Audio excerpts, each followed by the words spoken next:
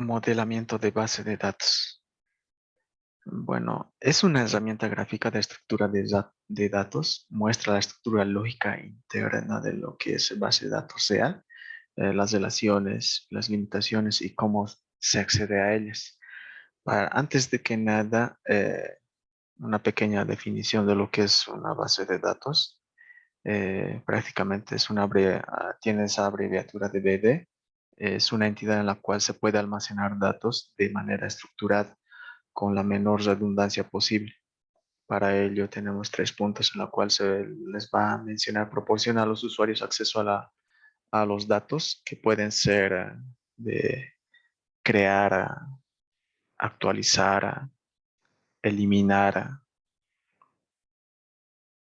según eh, el usuario que tenga privilegios. Prácticamente se convierte más útil a medida que la cantidad de datos almacenados crece. Puede ser de forma local o puede ser distribuida. Al decir local se refiere a que puedes tenerlo en una máquina propia y al ser distribuida prácticamente todos los usuarios pueden acceder a una red y de allí consumir los datos. Múltiples usuarios pueden acceder a ellas al mismo tiempo. Eso es una de las grandes ventajas. Ahí tenemos un pequeño diagrama donde muestra la base de datos, el servidor y los clientes, la forma como acceden.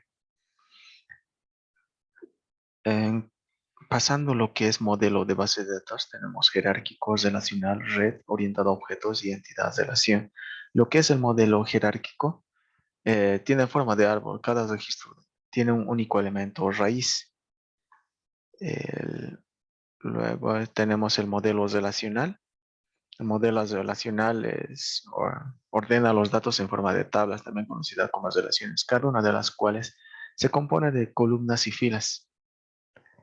Lo que es en red se basa en un modelo jerárquico, permitiendo las relaciones de muchos a muchos entre registros vinculados, lo cual implica registros principales múltiples.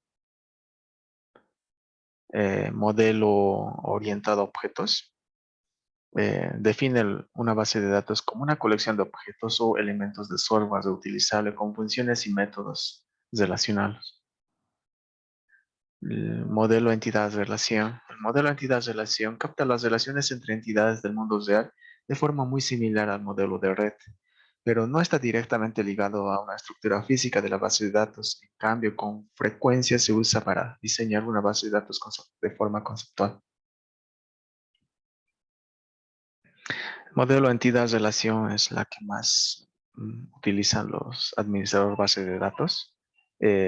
Prácticamente es propuesto por el señor Peter Chen en 1976. Es una técnica especial para representación gráfica que incorpora información relativa de los datos y la relación existente entre ellos, como una base de datos visual unificada de los datos anotados, el enfoque más natural del mundo real, que consiste en entidades e interrelaciones. He ahí algunos elementos del modelo ER. Por ejemplo, está entre entidad, relación, atributos, cardinalidad. Entre la entidad se lo define como un objeto y es distinguible de otros objetos por medio de un conjunto de atributos. Las relaciones prácticamente son asociaciones existentes entre las entidades.